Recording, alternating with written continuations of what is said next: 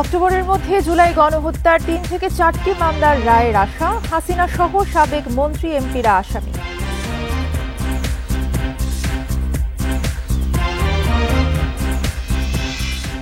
ডিসেম্বরে ভোট আয়োজনের প্রস্তুতি নিচ্ছে নির্বাচন কমিশন, অবাধ ও সুষ্ঠু নির্বাচনে সহায়তা দেবে ইউএনডিপি।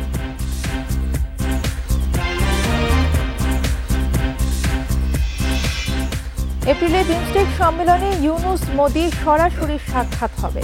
ঢাকা দিল্লি আগ্রহের ওপর নির্ভর করবে সাইড লাইনে বৈঠক।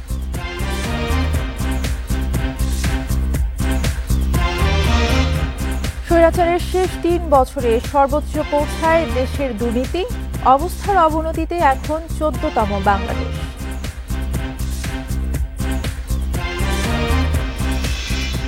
এবং মাটির নিচের পানি ব্যবহারে কর দিতে হবে কারখানাগুলোকে।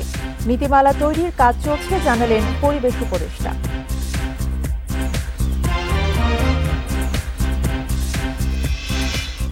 স্বাগত বিরতিহীন রাত ৯টায় বাংলাদেশে, সঙ্গে আছি তাসনিমা জান্নাত অর্থী। শিরোনাম শুনছিলেন, এবারে পুরো খবর। আন্তর্জাতিক অপরাধ ট্রাইব্যুনালে দায়ের ১৬টি মামলার মধ্যে ৪টির তদন্ত এ মাসেই শেষ হবে। আইন উপদেষ্টার আশা, অক্টোবরের মধ্যে জুলাই গণহত্যার ৩ থেকে ৪টি মামলার রায় হবে। সচিবালয় সংবাদ সম্মেলনে তিনি আরও জানান, মত প্রকাশের স্বাধীনতা বিরোধী ৩৯৩টি মামলা প্রত্যাহার করা হবে।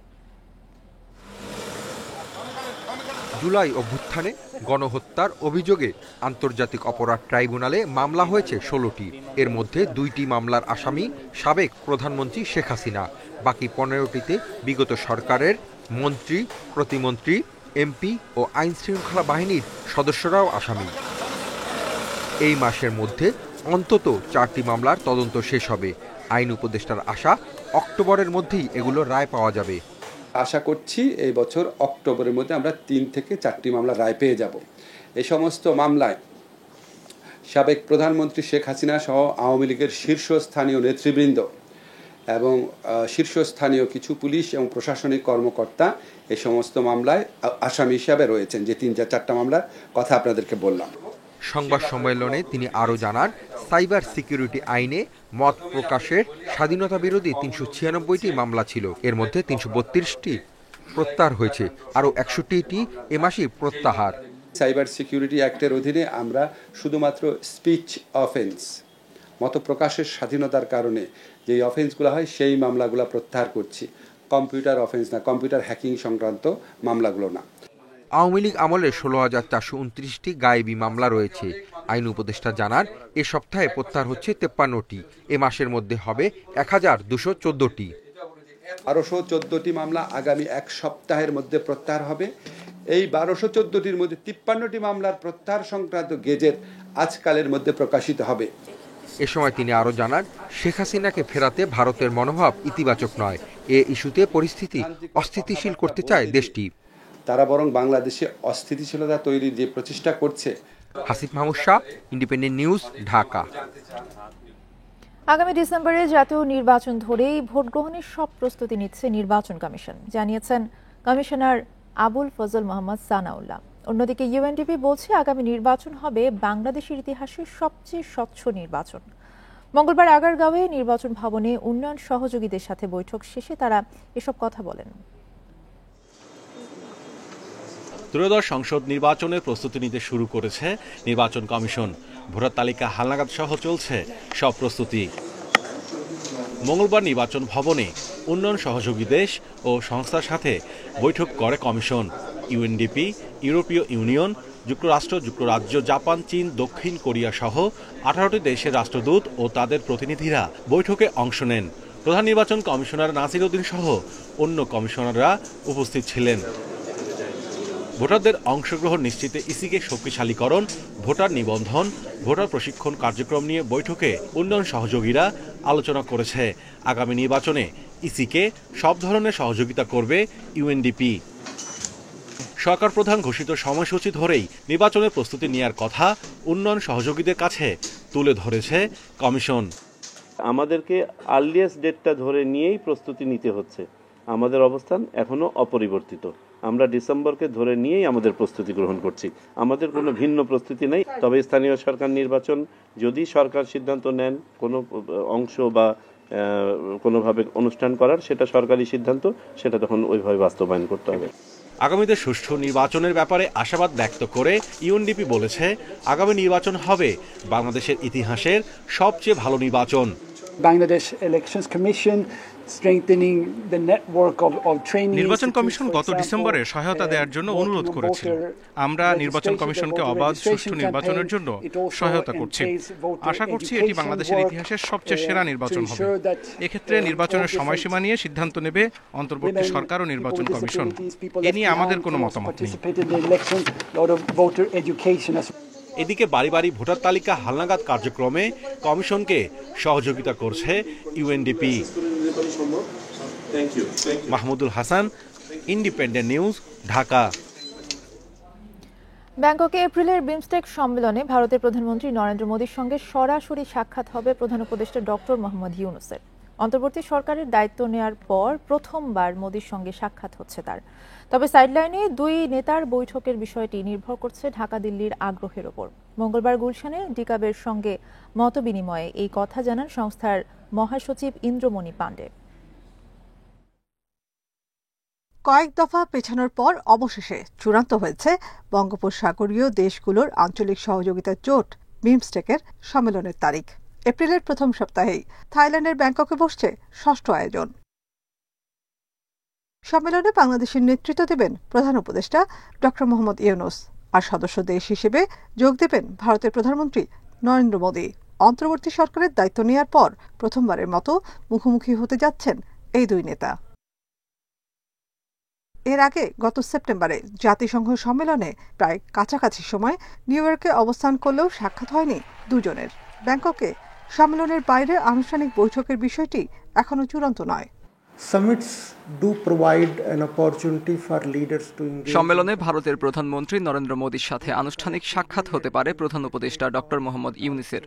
তবে সাইডলাইনে শীর্ষ নেতাদের একে অপরের সঙ্গে বৈঠক সে দেশগুলো পারস্পরিক আলোচনা করে ঠিক করবে। ঢাকা দিল্লির মধ্যে দ্বিপাক্ষিক বৈঠকটি নির্ভর করে দুই দেশের আগ্রহের ওপর, কারণ আমরা সদস্য রাষ্ট্রগুলোর দ্বিপাক্ষিক বিষয় নিয়ে কাজ করি না। ঢাকা দিল্লির দূরত্ব ঘোচাতে বিমস্টেক সাংগঠনিকভাবে কোনো উদ্যোগ নিতে পারে না। তবে এই প্ল্যাটফর্ম ব্যবহার করে সদস্য দেশগুলো পরস্পরের সঙ্গে বোঝাপড়া বাড়াতে পারে বলে মনে করেন মহাসচিব ইন্দ্রমণি পাণ্ডের দাবি, বিমস্টেক কোনোভাবেই চীন বা পাকিস্তানের বিরুদ্ধে কোনো প্ল্যাটফর্ম নয়। সার্ক ও বিমস্টেকের সঙ্গে কোনো পারস্পরিক দ্বন্দ্ব নেই। সার্ক ও বিমস্টেক দুটি আঞ্চলিক সংস্থা। একাধিক দেশ সার্ক ও বিমস্টেকের সদস্য, আবার কেউ কেউ আসিয়ানের সদস্য। এক্ষেত্রে কোনো সমস্যা নেই। একই দেশ একাধিক ফোরামে থেকে কাজ করতে পারে। আমরা আঞ্চলিক শান্তি ও স্থিতিশীলতায় বিশ্বাসী। এবারের সম্মেলন থেকেই বিমস্টেকের পরবর্তী চেয়ারম্যানের দায়িত্ব নেবে বাংলাদেশ। Nafizatullah, independent news, Dhaka. আওয়ামী লীগ নেতা কর্মীদের ষড়যন্ত্র ও অপরাধ কর্মে গোয়েন্দা তথ্যের ভিত্তিতে পরিচালিত হচ্ছে অপারেশন ডেভিল হান্ট, বললেন আইন উপদেষ্টা। অভিযানের তৃতীয় দিনে গাজীপুরে 81 জনকে গ্রেফতার করেছে যৌথ বাহিনী। এছাড়া চট্টগ্রাম, বাগেরহাট, সিলেট সহ বিভিন্ন জেলায় গ্রেফতার 607 জন। উদ্ধার করা হয়েছে অস্ত্র ও গুলি। সারা দেশে চলছে অপারেশন ডেভিল হান্ট। গাজীপুরে অভিযানে সোমবার মধ্যরাত থেকে মঙ্গলবার সকাল পর্যন্ত আরও 81 জনকে গ্রেপ্তার করেছে যৌথ বাহিনী। এর মধ্যে মেট্রোপলিটন এলাকায় 69 জন ও 5 থানা এলাকায় আরও 12 জনকে গ্রেপ্তার করা হয়েছে। এ নিয়ে 3 দিনে এ পর্যন্ত গ্রেপ্তার 261 জন। খাগড়াছড়িতে 6 আওয়ামী লীগ নেতাকর্মী গ্রেপ্তার হয়েছে। এর মধ্যে পানছড়িতে 3 জন এবং দীঘিনালা, মাটিরাঙ্গা ও মহালছড়িতে 1 জন করে গ্রেপ্তার হন। 3 দিনে জেলায় মোট গ্রেপ্তার 18 জন। বাগেরহাটে 19 জনকে গ্রেপ্তার করেছে যৌথ বাহিনী। এ সময় অনেকের কাছ থেকে দেশীয় অস্ত্র উদ্ধার করা হয়। গ্রেপ্তারকৃতরা ছাত্র আন্দোলনে হামলাসহ বিভিন্ন মামলার আসামি। জামালপুরে অপারেশন ডেভিল হান্টে গ্রেপ্তার 12 জনই আওয়ামী লীগের নেতাকর্মী। লক্ষ্মীপুরের 5 উপজেলায় যৌথ বাহিনীর অভিযানে ধরা পড়েছেন 11 জন। তারা ছাত্র আন্দোলনে হামলার মামলার আসামি। আপনারা অনেকক্ষণ ওয়েট করেছেন, শুরু করছি। এদিকে মঙ্গলবার বিকেলে সচিবালয়ে অভিযানের বিষয়ে কথা বলেন আইন উপদেষ্টা। নানা ধরনের আপনার ষড়যন্ত্রমূলক কর্মকাণ্ডে লিপ্ত হয়েছে, আরও বেশি লিপ্ত হবে এরকম একটা আশঙ্কা স্বরাষ্ট্র মন্ত্রণালয় তাদের ইন্টেলিজেন্স নেটওয়ার্কের মাধ্যমে তারা এই ব্যাপারে কনভিন্সড হয়েছে, তারপরে এই অভিযানটা করেছে। এছাড়া অভিযানে কুমিল্লায় 12, কুয়াকাটায় 1, নোয়াখালীতে 2 জন গ্রেপ্তার হয়েছেন। তাপস সরকার, ইন্ডিপেন্ডেন্ট নিউজ। বিশ্বের সবচেয়ে দুর্নীতিগ্রস্ত দেশের তালিকায় বাংলাদেশের অবস্থান 14তম। 2021 সালের নভেম্বর থেকে 2024 সালের সেপ্টেম্বর পর্যন্ত প্রাপ্ত তথ্যের ভিত্তিতে এই অবস্থান নির্ধারণ হয়। এতে দেখা যায় দেশে দুর্নীতি আরও বেড়েছে। স্বৈরশাসনের শেষ দিকে দুর্নীতি ছিল সর্বোচ্চ পর্যায়ে। দুপুরে রাজধানীর ধানমন্ডিতে এক সংবাদ সম্মেলনে এই তথ্য জানায় টিআইবি। বার্লিন ভিত্তিক গবেষণা প্রতিষ্ঠান ট্রান্সপারেন্সি ইন্টারন্যাশনাল প্রকাশিত দুর্নীতির ধারণা সূচক 2024 নিয়ে সংবাদ সম্মেলনের আয়োজন করে টিআইবি। সিপিআই সূচক মতে 180টি দেশের মধ্যে বাংলাদেশের স্কোর 23, যা গত 13 বছরের মধ্যে সর্বনিম্ন। দক্ষিণ এশিয়ায় বাংলাদেশের নিচে রয়েছে কেবল আফগানিস্তান। এমন দুরবস্থার জন্য 4 বারের দুর্নীতিগ্রস্ত আওয়ামী শাসনামলকে দায়ী করেন টিআইবির নির্বাহী পরিচালক ডক্টর ইফতেখারুজ্জামান। বলেন, সাবেক সরকারের সময় সর্বোচ্চ দুর্নীতিগ্রস্তরা শুদ্ধাচার পুরস্কার পেয়েছেন। মানুষ তাদেরকে প্রধান অতিথি করে, ধর্মীয় প্রতিষ্ঠানের সভাপতি বানায়, গলায় মালা দিয়ে আমরা পুরস্কৃত করি তাদেরকে। আবার সবচেয়ে দুর্নীতিবাজ কর্মকর্তাকে 4 বার শুদ্ধাচার পুরস্কার দেই, যার বিরুদ্ধে রেড অ্যালার্ট জারি হয় শেষ পর্যন্ত, কিন্তু তাকে ফিরে আর পাই না। টিআইবি বলছে, আমলাতন্ত্রের বিষয়টি গত 53-54 বছরে গড়ে উঠেছে। অন্তর্বর্তী সরকারের পক্ষে সেটি হঠাৎ ভেঙে ফেলা সম্ভব নয়। এটি সময় সাপেক্ষ। স্বার্থের দ্বন্দ্বের সংস্কৃতি থেকে বাংলাদেশকে মুক্ত করতে হবে, পাশাপাশি পরিবর্তন করতে হবে রাজনৈতিক সংস্কৃতিও। এটা দীর্ঘমেয়াদে এবং বলবো যে রাজনৈতিক এবং আমলাতান্ত্রিক নেতৃত্বে উভয়ের মধ্যেই ইতিবাচক দৃষ্টিভঙ্গি, বিশেষ করে বৈষম্যবিরোধী আন্দোলনের যে মূল চেতনা, সেটা থেকে শিক্ষা গ্রহণের মানসিকতা থাকতে হবে এবং সেটার চর্চা করতে হবে। বর্তমানে বাংলাদেশে দুদক ভালো কাজ করছে উল্লেখ করে দুর্নীতি কমাতে তা অব্যাহত রাখার আহ্বান জানায় টিআইবি। ইকরামুল কবির, ইন্ডিপেন্ডেন্ট নিউজ, ঢাকা। সাগরনী হত্যা মামলার তদন্ত কাজে অতীতে উচ্চ পর্যায় থেকে বাধার আভাস পাওয়া গেছে বলে জানিয়েছেন মামলার বাদীর আইনজীবী শিশির মনির। দুপুরে হাইকোর্ট প্রাঙ্গণে সাংবাদিকদের কাছে আলোচিত এই হত্যা মামলার সবশেষ অবস্থা তুলে ধরেন আইনজীবী ও নিহতদের পরিবারের সদস্যরা। এ সময় শিশির মনির বলেন, সাগরনী হত্যার বিষয়ে বেশ কিছু নতুন তথ্য মিলেছে, যা শিগগিরই হাইকোর্টে দাখিল করা হবে। এছাড়া জেলে থাকা আসামি সহ সংশ্লিষ্টরা জিজ্ঞাসাবাদে ঊর্ধ্বতন কর্তৃপক্ষের সঙ্গে যোগাযোগের বিষয়ে জানিয়েছেন। অতীতে তদন্ত প্রক্রিয়ায় আইনিভাবে চলতে বাধাগ্রস্ত করা হয়েছে বলেও জানান তিনি। বলেন, মামলার অনেক আলামত হারিয়ে গিয়েছে। এ সময় মেহেরুন রুনির ভাই নওশীর রোমান দাবি করেন, বিগত সরকার বা সরকার সংশ্লিষ্ট কেউ হত্যায় জড়িত ছিল বলেই এতদিন বিচারে বাধা এসেছে। বিচারে এখন কিছুটা আশার আলো দেখতে পাচ্ছেন বলেও জানান তিনি। 2012 সালের 11 ফেব্রুয়ারি রাজাবাজারের বাসায় খুন হন সাংবাদিক দম্পতি সাগর সরওয়ার ও মেহেরুন রুনি।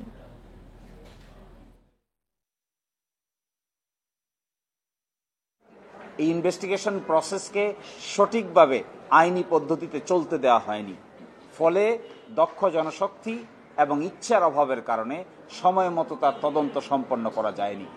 13 বছর পরে আজকে এসে প্রশ্ন দাঁড়িয়েছে, এই একটা চ্যালেঞ্জিং জব, কারণ 13 বছরে অনেক সাক্ষ্য প্রমাণেই ডিসঅ্যাপিয়ার হয়ে গেছে, হারিয়ে গেছে। আমরা মনে করি যে তৎকালীন সরকার বা তাদের সংশ্লিষ্ট কেউ এটার সাথে জড়িত। আর তাছাড়া যেটা হতো যে আপনার যারা তদন্তকারী সংস্থা ছিল তাদের অদক্ষতা, কিন্তু সেটা যদি হতো, সরকার যদি আন্তরিক হতো, তাহলে আসলে তাদেরকে দিয়ে 12 বছর ধরে ইনভেস্টিগেশন চলতো না। আজও শাহবাগে বিক্ষোভ করেছেন প্রাথমিকের 3য় ধাপে নিয়োগ বাতিল হওয়া সুপারিশপ্রাপ্ত প্রার্থীরা। সকাল 10টা থেকে শাহবাগ মোড়ে অবস্থান কর্মসূচি পালন করেন তারা। এদিকে জাদুঘরের সামনে আন্দোলন করেন এনটিআরসি এর নিবন্ধিত 1ম থেকে 12তম নিয়োগ বঞ্চিতরা। পরে বিকেলে শিক্ষা মন্ত্রণালয়ের আশ্বাসে তারা আন্দোলন স্থগিত করলেও চালিয়ে যাওয়ার ঘোষণা দেন প্রাথমিকের নিয়োগ প্রত্যাশীরা। টানা ৬ষ্ঠ দিনের মতো রাজধানীর শাহবাগ মোড়ে অবস্থান নেয় সরকারি প্রাথমিক বিদ্যালয়ের সহকারী শিক্ষক পদে তৃতীয় ধাপে নিয়োগ বাতিল হওয়া প্রার্থীরা। এই সরকার আমাদের সুপারিশপ্রাপ্ত করেছে, তাহলে কেন আমাদের এই সরকারই আবার বাতিল করলো? দাবি আদায় করার জন্য এখানে আসি নাই, আমরা এসেছি আমাদের অধিকার আদায়ের জন্য। এখানে প্রাথমিক বিধিমালা 19-এর বিধিমালায় আমরা কোটা ছিল কি ছিল না আমরা কিছু জানি না। গত বৃহস্পতিবার ঢাকা ও চট্টগ্রাম বিভাগে সরকারি প্রাথমিক বিদ্যালয়ের শিক্ষক পদে ৬,৫৩১ জনের ফল বাতিল করে হাইকোর্ট। দেয়া হয় মেধার ভিত্তিতে নতুন করে ফল প্রকাশের আদেশ। আন্দোলনকারীদের অভিযোগ, তাদের নিয়োগ বাতিল করে যে রায় দেয়া হয়েছে সেটি বৈষম্যমূলক। এই রায়ের বিরুদ্ধে রাষ্ট্রপক্ষ আপিল করলেও চূড়ান্ত সমাধানের আগ পর্যন্ত মাঠ ছাড়বেন না তারা। কিছু দুষ্কৃতিকারী যারা পরীক্ষায় উত্তীর্ণ হতে পারে নাই, তারা আমাদের বিরুদ্ধে হাইকোর্টে একটা রিট করে। ৩ মাস বেকার, আমি এখন কিভাবে চলবো? আমার সামনের পথগুলো আমি কিভাবে যাবো? আমি আগের চাকরিটা এখন ছেড়ে দিয়েছি। ৬,৫৩০ জনের যোগদান নিশ্চিত করে বাড়ি ফিরবে, আমাদের এই একটাই দাবি। এদিকে একই সময়ে জাতীয় জাদুঘরের সামনে অবস্থান নেন এনটিআরসি নিবন্ধিত প্রথম থেকে 12তম নিয়োগ বঞ্চিতরা। তাদের অভিযোগ, আমলাতান্ত্রিক জটিলতা ও আওয়ামী লীগ সরকারের দুর্নীতির কারণে তাদের নিয়োগ হয়নি। 17 বার সনদ দিলেও নিয়োগ হয় মাত্র 5 বার।